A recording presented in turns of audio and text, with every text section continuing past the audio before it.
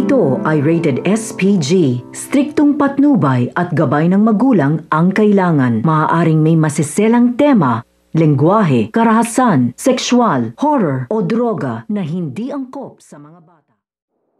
Unti-unti na nga kinakarma itong ngang si Moira dahil ngayon nga ay pinagbabayaran niya na nga ang kasalanan niya nga dito nga kay Lynette at siya pa nga ay pinagtutulungan niya ng mga kapreso nga niya dahil hindi nga siya pwedeng pumorma-porma sa kulungan.